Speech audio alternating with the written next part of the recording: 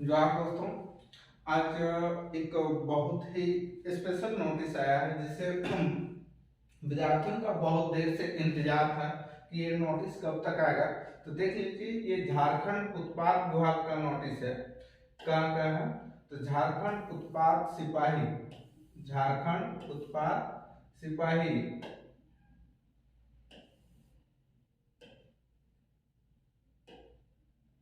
झारखंड उत्पाद सिपाही परीक्षा कब का है? 2022 का, ठीक है।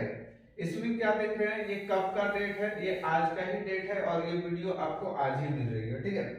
तो हम लोग यहाँ देखेंगे कि क्या विज्ञापन आया हुआ है।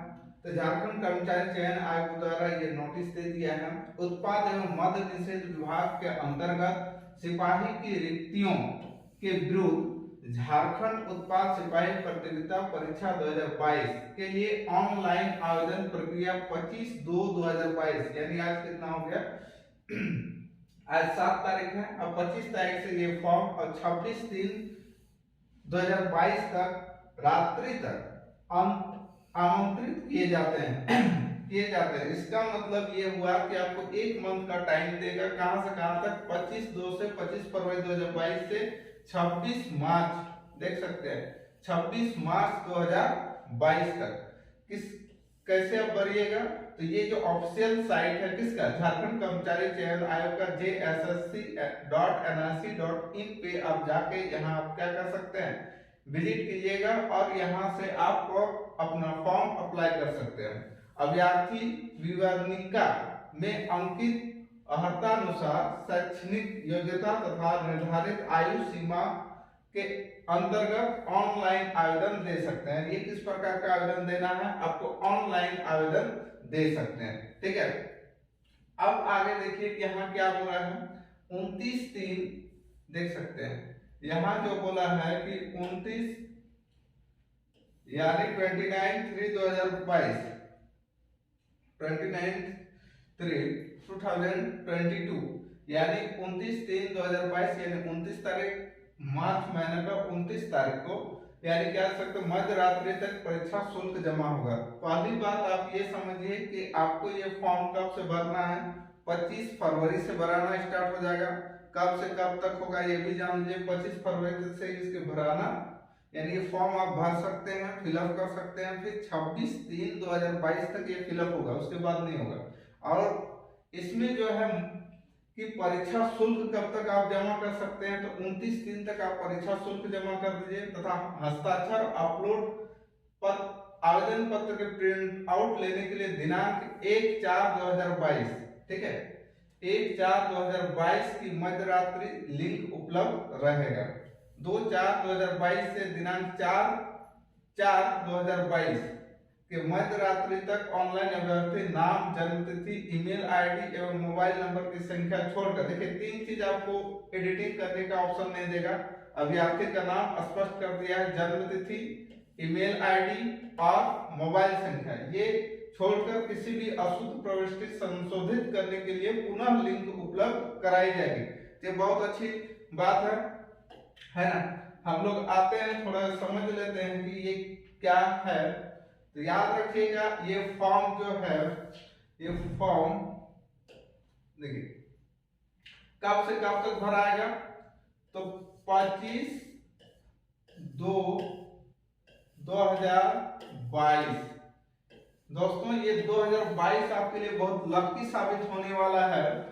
और ये फॉर्म फिलअप करने से कहां तक? 26/3/2022, ठीक है। यहाँ इस डेट में आप क्या कर सकते हैं, इसका फॉर्म भर सकते हैं, ठीक है। याद रखिएगा 25/2/2022 से लिंक स्टार्ट हो जाएगा। 26/3/2022 तक आप इसका फॉर्म भर सकते हैं। किसका? उत्पाद विभाग का जो सिपाही आता है, उत्पाद सिपाही विभाग का, है ना, आप भर सकते हैं।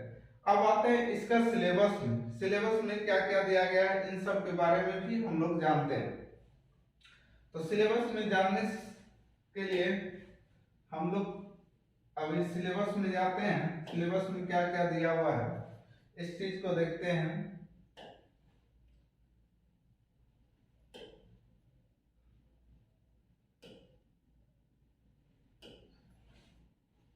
देखते हैं सिलेबस में क्या क्या। देखिए झारखंड कर्मचारी चयन आयोग काली नगर चाहिए, तो इसका एड्रेस है यहाँ। देखिए झारखंड उत्पाद सिपाही प्रतियोगिता, ध्यान दीजिए झारखंड उत्पाद सिपाही प्रतियोगिता परीक्षा 2022 JECCE 2022। यहाँ क्या बोला है, कार्मिक विभाग प्रशासनिक तथा राज्यसभा विभाग झारखंड सरकार के पत्र कितना है 134 दिनांक कितना 11/1/2022। ये अभी तक यहाँ काम का चीज नहीं। इसका देखिए यहाँ भी कुछ देख लेते हैं। उम्मीदवार विवरणिका की विभिन्न कंडिकाओं में विहित शैक्षिक योग्यता तथा निर्धारित आयु सीमा के अंतर्गत आवेदन कर सकते हैं। किसमें आवेदन करेंगे, तो www.jssc.nic.in। परीक्षा शुल्क देख सकते हैं, परीक्षा शुल्क कितना है 100 रुपया। कितना है 100 रुपया है। परीक्षा शुल्क में छूट अब किसे मिलेगा देख लेते हैं। झारखंड के अनुसूचित जनजाति यानी ST/SC जो है उनको परीक्षा शुल्क कितना लगेगा, ओनली 50। कितना लगेगा ये ध्यान दीजिएगा कि परीक्षा शुल्क आपको कितना लगने जा रहा है, ओनली 50। किसके लिए, जो अनुसूचित जनजाति और अनुसूचित जाति के अंतर्गत आते हैं उनको परीक्षा फी मात्र 50 रुपीज लगेगा, और बाकी सबको कितना लगेगा 100 रुपीज लगेगा। ठीक है, नेक्स्ट आते हैं। लेकिन यहां देखिए एक चीज आपको दिया गया है कि अनुसूचित, देखिए झारखंड राज्य के अस्थायी निवासी अनुसूचित जनजाति अनुसूचित जाति है ना कोटि से इतर कोटि के अभ्यर्थी द्वारा रियायती दर पर परीक्षा शुल्क भरे जाने की स्थिति में उनके आवेदन पत्र रद्द करते हुए उनकी अभ्यर्थी समाप्त कर दी जा सकती है। ये लाइन आप ध्यान दीजिएगा। बिना परीक्षा शुल्क भुगतान किए आवेदन स्वीकार नहीं होंगे, वे रद्द किए जा सकेंगे। परीक्षा शुल्क प्रतिदेय नॉन रिफंडेबल, यानी परीक्षा शुल्क जो आपका यदि आप जमा कट गया तो जमा हो गया तो और वो रिफंडेबल नहीं होगा, है ना। नेक्स्ट देखते हैं कहां कहां ये झारखंड उत्पाद सिपाही प्रतियोगिता 2018 में सम्मिलित हुए ऐसे आवेदक जो इस विज्ञापन की शर्तें यथा शैक्षणिक योग्यता, निर्धारित आयु सीमा एवं अन्य अर्हता के अंतर्गत आवेदन देने के पात्र होंगे। क्योंकि यहाँ चीज दे दिया कि जो 2018 में जो उत्पाद विभाग यानी सिपाही प्रतियोगिता जो एग्जाम में बैठे थे सम्मिलित हुए, तो ऐसे आवेदक जो इस विज्ञापन की शर्त, देखिए ये विज्ञापन की जो शर्त है सिर्फ आप भर दिए तो भर सकते हैं ऐसा बात नहीं है। इस विज्ञापन या एक वर्ड है, देखिए इस विज्ञापन यानी इस विज्ञापन में जो शर्त लगाया गया जैसे शैक्षिक योग्यता, निर्धारित आयु, यदि उस विज्ञापन का आपका एज था और इस विज्ञापन के अनुसार आपका एज नहीं है तो आप नहीं भर पाइएगा। इस चीज को आप एकदम स्पष्ट समझ जाइए। निर्धारित आयु सीमा, अन्य अर्हताओं यानी और किसी प्रकार का इस तरह आता है आवेदन देने के पात्र होंगे, है ना, के अंतर्गत आवेदन देने के पात्र होंगे। ऐसे आवेदकों को पुनः आवेदन देना होगा, इसके लिए उन्हें पुनः परीक्षा शुल्क नहीं देना होगा। बात यह है कि उनको सिर्फ परीक्षा शुल्क नहीं देना होगा यदि पहले वो क्या किया एग्जाम में बैठा, कब का 2018 में, परंतु उन्हें नए आवेदन पत्र में पूर्व समर्पित आवेदन का निबंधन यानी रजिस्ट्रेशन नंबर, यदि पहले का वो रजिस्ट्रेशन नंबर है तो वो क्या हो सकता है, वो इस पे बैठ सकता है, बशर्ते इस विज्ञापन का सारा चीज वो नियम शर्त जो है वो फुलफिल करे। जन्म तिथि दर्ज करना आवश्यक होगा। नए आवेदन पत्र में पूर्व समर्पित आवेदन का निबंध संख्या, रजिस्ट्रेशन नंबर एवं जन्म तिथि दर्ज नहीं करने पर परीक्षा शुल्क में छूट अनुमान्य नहीं होगा।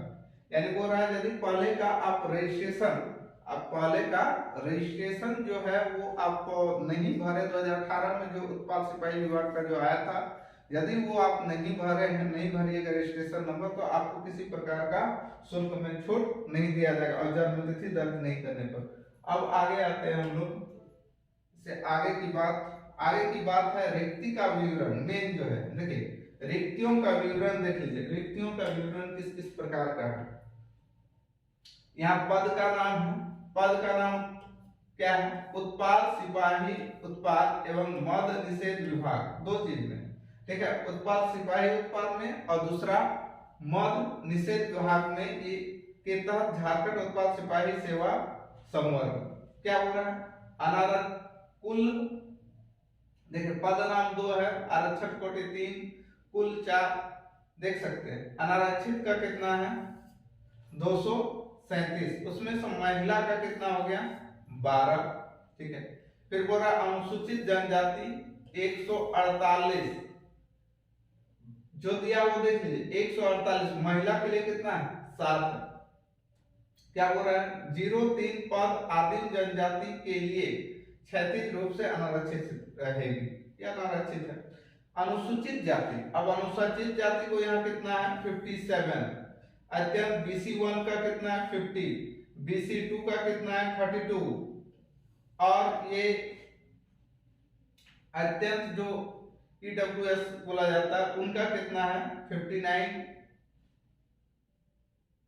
टोटल हो गया 53। इस प्रकार यहाँ महिला का भी दिया हुआ है। खेल कूद कोटा से भी देखिए यहाँ टोटल कितना 12 है, तो 12 हो गया, यहाँ 6।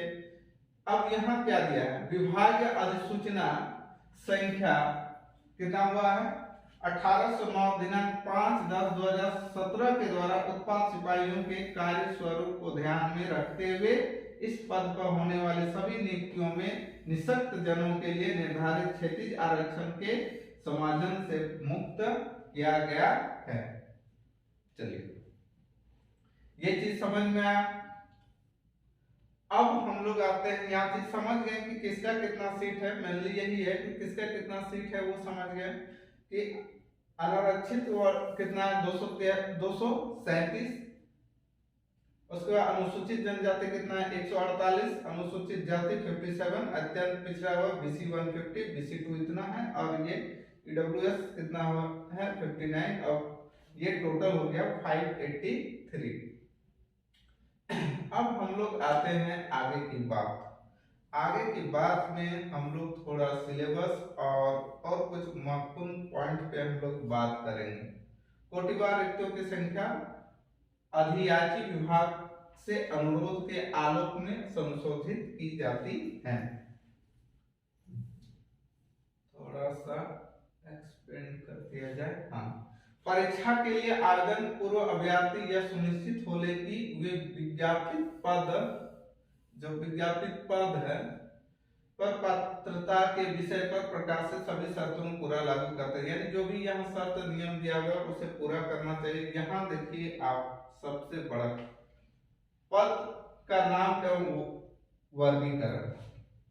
पहला क्या उत्पाद सिपाही उत्पाद एवं मद निषेध विभाग के तहत ये है समूह ग। इसका पे स्केल देख सकते हैं, पे स्केल कितना है, पे स्केल कितना है 19,900 से, यानी पे मैट्रिक्स लेवल 2 का है 19,900 से 63,200। मान्यता प्राप्त शैक्षणिक संस्था से मैट्रिक और 10वीं कक्षा उत्तीर्ण। ये सबसे इंपॉर्टेंट है कि आपको यहाँ देखिए ये इसका योग्यता कितना रखा गया है 10। किसी भी मान्यता प्राप्त शैक्षणिक संस्था से क्या मैट्रिक और 10वीं कक्षा उत्तीर्ण होना जरूरी है। अब यहाँ देखते हैं कंडीशन झारखंड का लगाया है या नहीं। आगे पूरा भरोसा है कि ये जरूर इस तरह कुछ कंडीशन लगाएगा, देखते हैं आगे क्या होता है। देखिए अभ्यर्थियों से उपरोक्त पद के विरुद्ध आवेदन प्राप्त होने की अंतिम तिथि तक तालिका समाचार में अंकित न्यूनतम शैक्षणिक योग्यता धारित करना अनिवार्य है। यहाँ दिया हुआ आज के अर्थात शैक्षणिक योग्यता के निर्धारण के लिए ऑनलाइन आवेदन देने के अंतिम तिथि को आधार, यानी जो अंतिम तिथि या आधार माना जाएगा। यदि कोई अभ्यर्थी इस तिथि के बाद यानी वही निर्धारित तिथि शैक्षणिक योग्यता नहीं धारित करते हैं तो वे आवेदन भरने के लिए योग्य नहीं समझे। उपयुक्त अनिवार्य योग्यता के अतिरिक्त अभ्यर्थी मैट्रिक या 10वीं कक्षा झारखंड राज्य में अवस्थित मान्य प्राप्त, देखिए दे दिया, यानी आपसे यही बोला कि झारखंड राज्य में कम से कम आपको क्या होना चाहिए, मैट्रिक होना ही चाहिए, ठीक है, अनिवार्य होगा, तथा अभ्यर्थी को स्थानीय रीति रिवाज, भाषा, परिवेश का ज्ञान होना अनिवार्य है। परंतु यह झारखंड राज्य की आरक्षण नीति से आच्छादित अभ्यर्थियों मामले में झारखंड राज्य में अवस्थित मान्यता प्राप्त शैक्षिक संस्था से मैट्रिक और मैट्रिक में उत्तीर्ण संबंधित प्रावधान शिथिल रहेगा, मतलब है ना। तो यहाँ तो जरूरी है 10th का। आगे देखिए, कला, संस्कृति, खेलकूद, युवा कार्य, ये सब दिया हुआ है। भारत ओलंपिक ये किसके कितना है,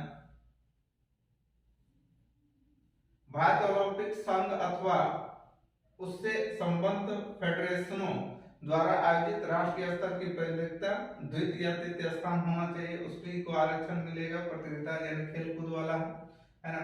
झारखंड ओलंपिक संघ अथवा उससे संबद्ध संघों द्वारा आयोजित आधिकारिक राज्य चैंपियनशिप प्रथम स्थान होना चाहिए, उपयुक्त ये दिया हुआ है। बाकी आप वेबसाइट में जाके देख सकते हैं डिटेल से। अब यहाँ देखिए, उत्पाद सिपाही के लिए क्या क्या चाहिए, मेनली जो इंपॉर्टेंट है आपको क्या क्या चाहिए, ये चीज हम लोग देखते हैं कि उत्पाद सिपाही के लिए हाइट भी मेन मायने रखता है, हाइट और चेस्ट। तो देखिए, आरक्षण कोटि के लिए आरक्षण कोटि में क्या क्या आएगा, पहला दिया अनारक्षित एवं ईडब्ल्यूएस जो वर्ग आता है उसके लिए न्यूनतम कितना दिया है, 160, हाइट कितना होना चाहिए, 160 सेंटीमीटर, 160 यानी 160 सेंटीमीटर होना चाहिए, और इसका न्यूनतम सीना जो है वो कितना होना चाहिए, 81, ठीक है। अनुसूचित जनजाति कितना होना चाहिए, 155 सेंटीमीटर उसके लिए, इसका न्यूनतम सीना कितना होना चाहिए, 79। अनुसूचित जाति के लिए 155, इसका भी 79।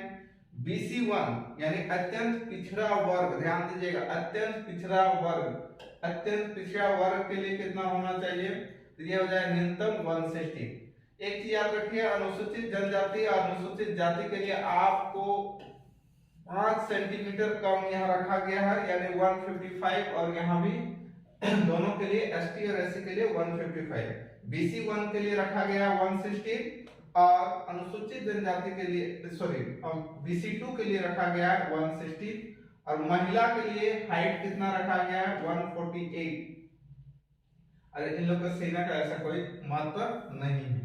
अब हम लोग देखते हैं नेक्स्ट, यहां तक समझ में आ गया। जनरल के लिए याद रखिए कितना है, 160 सेंटीमीटर हाइट, और BC1 BC2 के लिए भी 160 सेंटीमीटर हाइट है, ST SC के लिए 155, और महिला के लिए 140। महिला के लिए बहुत बड़ी राहत की बात है, महिला के लिए कितना हाइट रखा गया है, 148। अभ्यर्थियों के शारीरिक बनावट में मुड़ा, घुटना, धनु पैर, समतल पैर, स्पित सिरा, उंगलियों का उचित ढंग से नहीं घूमना, दृष्टि दोष, कलर ब्लाइंडनेस, रतौंधी, इस प्रकार का जैसे आदि की चिकित्सा जांच की जाएगी, मतलब इस प्रकार की जांच होना जो होगा ही आपका, ये सब मेडिकल में है, यानी ये सब जांच होगा। आगे बोल रहा है, आयु सीमा पदों के उम्र की गणना निम्नलिखित संबंध में तिथियों के आधार पर की जाएगी। इस तिथि के आधार पर क्या है, न्यूनतम उम्र सीमा गणना हेतु कहां से लिया जाएगा, तो 1/8/2022 से काउंटिंग किया जाएगा, और अधिकतम भी कहां से किया जाएगा, 1/8/2022, ठीक है, संदर्भ में यहाँ। आगे देखिए, न्यूनतम उम्र सीमा क्या बोला है, 18 वर्ष होना चाहिए। अब यहाँ आयु किस किस वर्ग यानी कितनी एज तक आप भर सकते हैं, इनके बारे में हम लोग डिटेल देखते हैं। अनारक्षित या आर्थिक कमजोर वर्ग EWS 25 वर्ष होना चाहिए। अत्यंत पिछड़ा वर्ग कितना, और BC1 BC2, यहाँ देखिए BC1 और BC2 पुरुष के लिए 27 वर्ष है, महिला के लिए अनारक्षित, आर्थिक कमजोर वर्ग, अत्यंत पिछड़ा वर्ग यानी BC1 BC2 सबके लिए, जो महिला है उनके लिए 28 साल रखा गया, लेकिन पुरुष के लिए BC1 BC2 में 27, और पुरुष के लिए अनारक्षित और EWS जो है यानी आर्थिक कमजोर वर्ग है उनके लिए 25 वर्ष। अब आ जाते हैं अनुसूचित जनजाति। अनुसूचित जनजाति और अनुसूचित जाति पुरुष और महिला दोनों के लिए 30 वर्ष रखा गया है। ये सबसे बड़ी इंपॉर्टेंट बात है। यानी जनरल में है और यदि आप पुरुष है तो 25 साल से कम है, या ईडब्ल्यूएस में तो आप भर सकते हैं। BC1 BC2 बॉयज हैं, और यदि आप 27 साल से कम एज है तो आप भर सकते हैं। महिला भी उसी प्रकार, यदि आप 28 साल से कम है, चाहे अनारक्षित हो, BC1 BC2 हो, तो आप भर सकते हैं। लेकिन यदि आप ST SC में आते हैं, यानी अनुसूचित जनजाति अनुसूचित जाति में, चाहे पुरुष हो या महिला हो, दोनों के लिए यहाँ कितना रख दिया है, 30 वर्ष रख दिया। अब आते हैं भूतपूर्व सैनिक अधिकतम आयु सीमा में 5 वर्षों के अतिरिक्त छूट दी जाएगी। जो भूतपूर्व सैनिक है उसको कितना छूट दिया जाएगा, 5 वर्ष छूट दी जाएगी। अब देखिए पात्रता। पात्रता यानी यहाँ आपको दिया गया है कि 10वीं क्लास कहां से होना चाहिए, कोई भी झारखंड से ही होना चाहिए, है ना, अनिवार्य होगा, तथा अभ्यर्थी को स्थानीय रीति रिवाज भाषा का परिवेश ज्ञान होना है। परंतु यह झारखंड राज्य की आरक्षण नीति से आच्छादित अभ्यर्थियों के मामले में झारखंड राज्य में अवस्थित मान्यता शैक्षणिक संस्था के मैट्रिक और 10वीं कक्षा उत्तीर्ण संबंधित प्रावधान शिथिल है। लेकिन जो आरक्षण में है उनके लिए शिथिल है। नेक्स्ट देखिए परीक्षा में बैठने की अनुमति पूर्णतः, ये उतना इम्पोर्टेंट नहीं है। हाँ, यहाँ थोड़ा सा हम लोग देखेंगे कि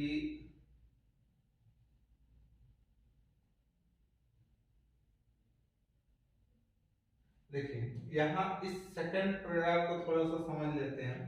क्या दिया है, परीक्षा में बैठने की अनुमति पूर्णतः औपबंधिक होगी। परीक्षा के लिए प्रवेश पत्र निर्गत होना प्रमाणित नहीं करता है कि अभ्यर्थी विज्ञापित पद का नियुक्ति के लिए चयन हेतु निर्धारित पात्रता पूरी करते हैं, क्योंकि आयोग परीक्षा के बाद किसी भी समय अभ्यर्थी की पात्रता से संबंधित प्रमाण पत्रों की जांच कर सकता है। यानी इसका प्रमाण पत्र जो होगा उनकी जांच होगा। निर्धारित जांच कार्यक्रम में अनुपस्थित रहने अथवा आवेदन में भरे गए पात्रता संबंधी प्रमाण पत्र प्रस्तुत नहीं करने अथवा निर्धारित अवधि अंतर्गत नहीं होने पर आरक्षण अन्य लाभ अनुमान्य नहीं होगा एवं अभ्यर्थियों का रद्द किया।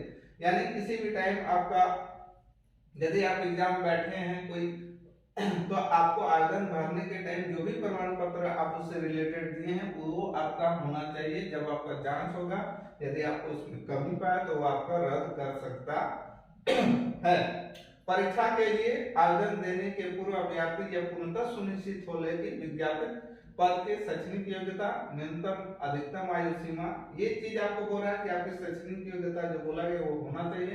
न्यूनतम अधिकतम आयु सीमा भी जो न्यूनतम या अधिकतम 25, जैसे जनरल का 25 है, पुरुष है, तो इस प्रकार जो भी आरक्षण की कोटि इत्यादि से संबंधित पात्रता के विषय में विकरण कंडिका के विहित सभी शर्तों को पूरा करते हैं एवं आवेदन समर्पित करने की अंतिम तिथि एतत् संबंधी प्रमाण पत्र उनके पास उपलब्ध है। चलिए अब आरक्षण मेन चीज हम लोग देख लिए हैं, है ना। अभी हम लोग अब देखते हैं कि कब से कब तक। देखिए यहाँ जो है, अब यही आता है आरक्षण का दावा करने वाले स्थानीय निवासी का जो अभी आएगा बात, वो चीज हम लोग देख लेते हैं। आरक्षण का दावा करने अभ्यर्थी हेतु स्थानीय निवासी प्रमाण पत्र, ठीक है। तो इससे हम चाहते हैं कि वीडियो लंबा हो जाएगा, तो ये जो जाति प्रमाण पत्र और आवासीय प्रमाण पत्र का जो बात होगा ये हम लोग दूसरे वीडियो में बात कर लेंगे। अभी हम लोग मेनली ये सब चीज जान गए, कब कब भराएगा, किस तरह वैकेंसी है, क्या नहीं है। सिर्फ ये चीज को हम लोग देखिए यहाँ और एक बार हाईलाइटेड किया गया है। अभी हम लोग यही चीज को देखेंगे। इधर चलिए जी।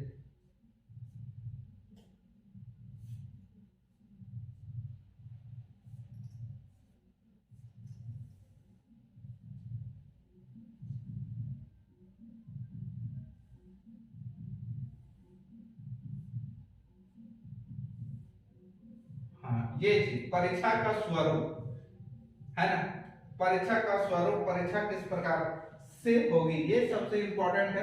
परीक्षा जो क्या लिया जाएगा, पहले शारीरिक दक्षता का परीक्षण होगा, उसके बाद लिखित होगा, उसके बाद चिकित्सक होगा, यानी उसके बाद मेडिकल आपसे लिया जाएगा। ये चीज अब बहुत इंपॉर्टेंट है, क्योंकि आज से ही आप लोग प्रैक्टिस स्टार्ट कर दीजिए। शारीरिक दक्षता पहले होगी, उसके बाद लिखित होगा, उसके बाद चिकित्सक जांच होगा। चलिए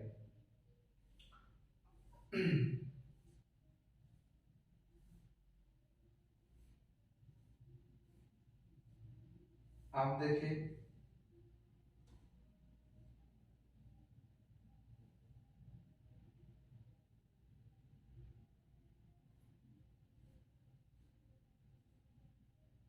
थोड़ा सिलेबस हम लोग जान लेते हैं, उसके बाद फिर और आगे हम लोग देखेंगे। सिलेबस में क्या दिया हुआ है, सारा चीज दिया हुआ है। पत्र 1 यानी देख सकते हैं आप, ये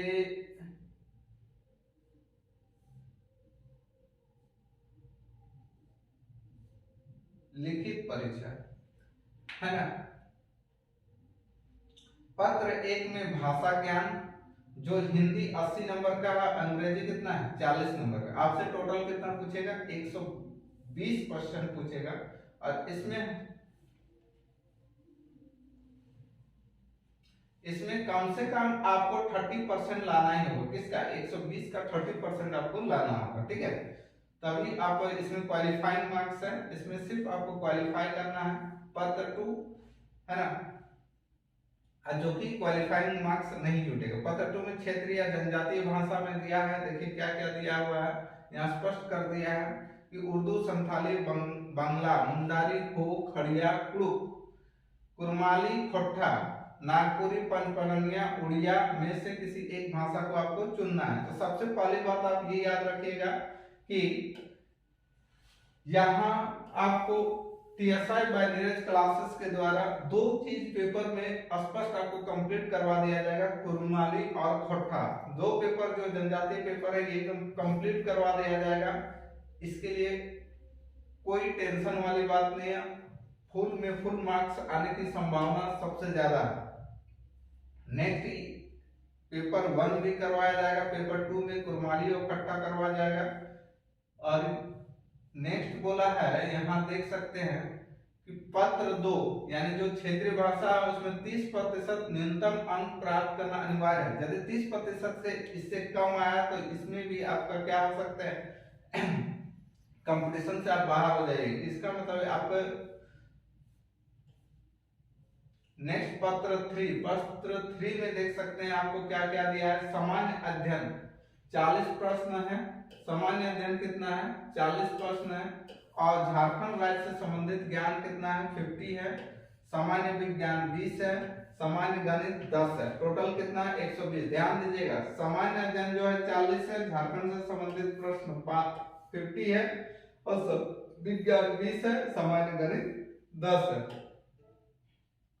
अब आगे हम लोग देखते हैं, भाषा में तो 30% चाहिए, वही भाषा ज्ञान की परीक्षा न्यूनतम 30%। न्यूनतम अंक, कम अंक प्राप्त करने वाले अभ्यर्थी नियुक्ति के लिए चयन नहीं किया जाए, उनको नियुक्त के लिए चयन नहीं किया। परंतु क्षेत्र जनजाति भाषा ज्ञान तथा पत्र 3 सामान्य ज्ञान की परीक्षा में न्यूनतम 30% होना चाहिए, 29% जरूर होना चाहिए, तभी आप कर सकते हैं। पत्र 2 और पत्र 3 है ना, पेपर 2 और पेपर 3 परीक्षा में न्यूनतम 30% अथवा इससे अधिक अंक प्राप्त करने वाले अभ्यर्थी के पत्र 2 एवं पत्र 3 में प्राप्त अंकों को जोड़कर ही क्या बनाया जाएगा, आधार पर मेधा यानी मेरिट बनाया जाएगा। प्रत्येक पत्र की परीक्षा अवधि 2 घंटे की होगी। प्रत्येक पत्र की परीक्षा की अवधि कितनी होगी, 2 घंटे। मुख्य परीक्षा का पाठ्यक्रम देख सकते हैं। अब यहाँ मुख्य परीक्षा का पाठ्यक्रम आपको दिया गया है। हिंदी अनुच्छेद पर आधारित प्रश्न 20 है, हिंदी व्याकरण पर 60 है, एकदम डिटेल में बताया गया है। फिर अंग्रेजी में 20-20-40 है, यानी व्याकरण पे 60, अनुच्छेद पर कितना है 20। पत्र 2 में कुरमाली है, कुरमाली का देखिए क्या क्या दिया गया है। संज्ञा है, सर्वनाम है, वचन है, लिंग है, पुरुष है, विनार्थक शब्द, विलोम शब्द, प्रत्यय, वाक्य, शुद्धिकरण। उसी प्रकार शिष्ट साहित्य में कुरमाली साहित्य के सभी पाठ्यांश दिया हुआ है। लोक साहित्य में क्या है, कुरमाली लोक कथा दिया है, लोकगीत, करम, ब्याह गीत, दमकच, वादना, सोहरा, ये सब है। झारखंड के स्वतंत्रता सेनानी के बारे में, कुरमाली साहित्यकार और उनकी कृति, कुरमाली साहित्य का सामान्य परिचय, वो में भी आप देख सकते हैं इस प्रकार का। अब आते हैं खोट्ठा में। खोट्ठा में देखिए क्या दिया हुआ है, गद्य भाग में कहानी, एकांकी, नाटक, लघु उपन्यास, ठीक है।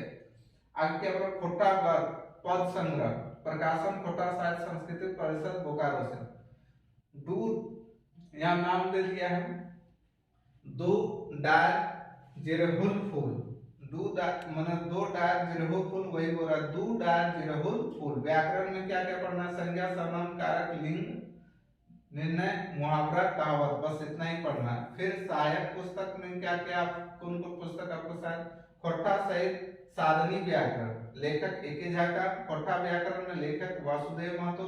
निबंध में आप पढ़ लीजिए संस्कृत विषय पर, और सहायक ग्रंथ खोट्ठा निबंध ग्रंथ, सहायक मंडल कुमारी Shashi, doctor Vinod Kumar, doctor BN औहदा।